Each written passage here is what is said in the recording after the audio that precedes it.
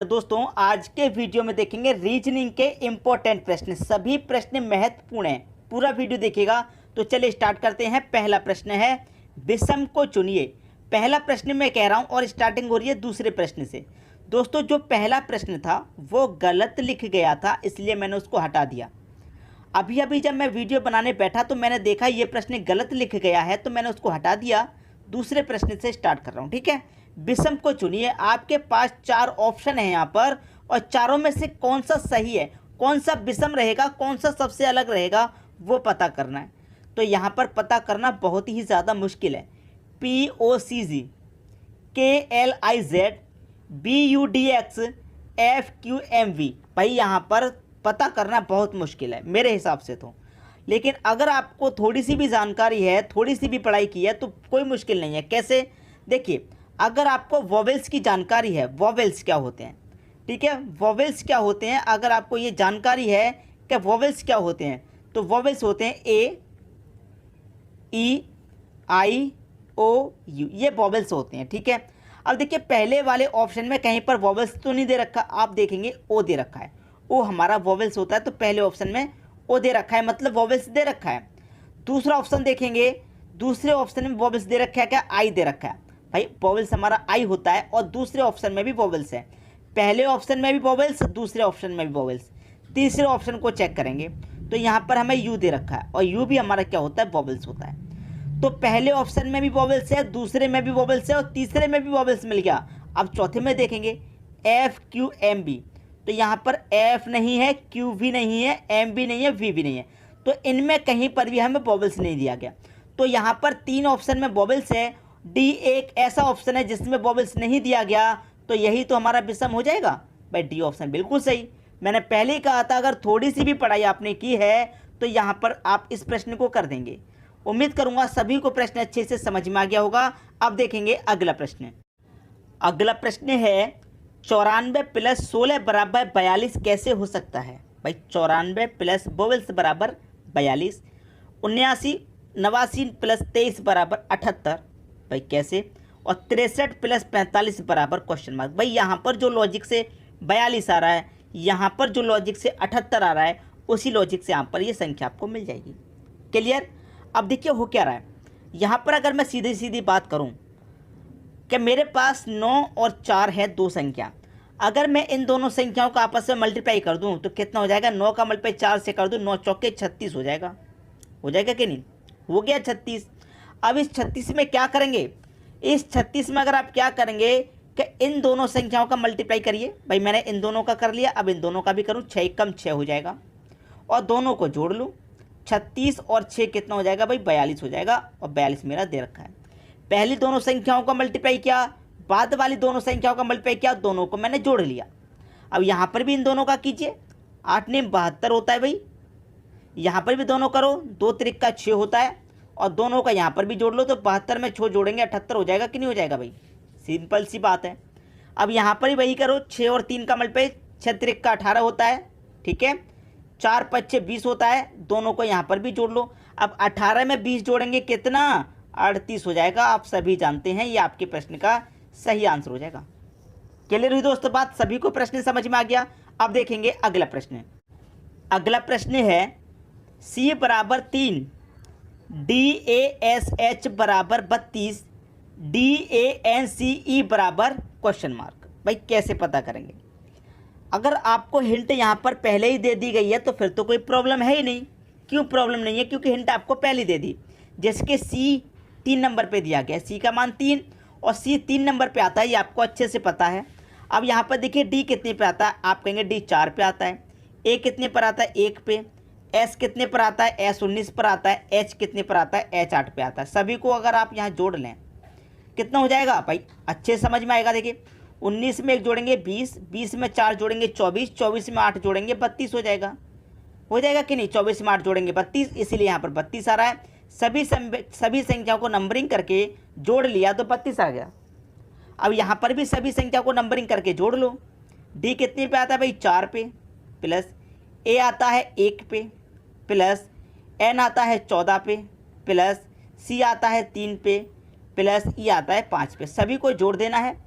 4 और 1 5, 5 में 14 जोड़ूंगा 19, 19 में जोड़ूंगा 3 22 और 22 में 5 जोड़ूंगा 27। कितना आ गया जोड़ने के बाद 27 आ गया। तो डांस यहाँ पर जो लिखा गया है यहाँ पर क्वेश्चन मार्क की जगह कितना आ जाएगा भाई 27 आ जाएगा और यही आपके प्रश्न का बिल्कुल सही आंसर हो जाएगा। ठीक है, क्लियर हुई बात। अब देखेंगे अगला प्रश्न। अगला प्रश्न है 7 का रिलेशन 98 से है तो 5 का रिलेशन किस संख्या से रहेगा। अच्छा प्रश्न है। 7 से 98 बनाना है तो मैं क्या करूं, जो मेरे पास 7 है अगर मैं 7 का स्क्वायर कर देता हूं तो कितना मिलेगा, 7 का स्क्वायर 49 मिलेगा। इतना समझ में आया। 7 का स्क्वायर कर दिया तो 49 मिलेगा, लेकिन 49 नहीं, रिलेशन तो 98 से बनाना है। अब यहाँ पर मुझे 49 मिला है, अगर मैं इस 49 का मल्टीप्लाई 2 से कर दूँ तो 49 का मल्टीप्लाई 2 से करूँगा तो भाई 98 होता है, बिल्कुल सही है। ठीक है, अब यहाँ पर मेरे पास 5 है तो मैं 5 का स्क्वायर करूँगा, कितना होता है भाई 25।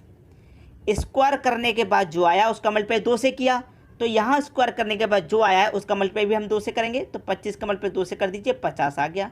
क्वेश्चन मार्क की जगह 50 आएगा जो कि डी ऑप्शन में दे रखा है। क्लियर है, अच्छे तरीके से प्रश्न सभी की समझ में आ रहा है, कोई समस्या यहाँ पर किसी को बिल्कुल नहीं होनी चाहिए। अब देखेंगे अगला प्रश्न।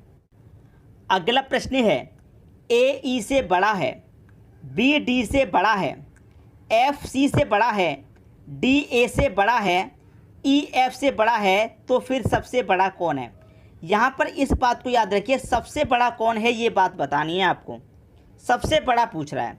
अब कह रहा है कि ए ई से बड़ा है, जो ए है वो ई से बड़ा है, तो ई तो सबसे बड़ा हो नहीं सकता क्योंकि ई से बड़ा ए है, ई सबसे बड़ा नहीं हो सकता, तो ई यहाँ पर ऑप्शन में नहीं दे रखा, जिसे हम गलत कर दें। बी डी से बड़ा है, अब जो बी है वो डी से बड़ा है तो डी तो छोटा हो गया, और पूछ रहा है सबसे बड़ा, तो बी डी से बड़ा है तो डी तो छोटा हो गया, छोटा आंसर नहीं हो सकता। अब देखिए एफ जो है वो सी से बड़ा है, एफ सी से बड़ा है तो इसका मतलब सी छोटा हो गया, सी भी आंसर नहीं हो सकता। अब कह रहा है जो डी है वो ए से बड़ा है, भाई डी ए से बड़ा है तो ए तो छोटा हो गया, ए भी आंसर नहीं हो सकता। आगे कह रहा है ई एफ से बड़ा है, जो ई है वो एफ से बड़ा है तो एफ छोटा हो गया, एफ बड़ा नहीं हो सकता, तो एफ भी आंसर नहीं हुआ। अब डी ए एफ 3 गलत हो गए तो बी ही तो बचा, ये आपका आंसर हो गया।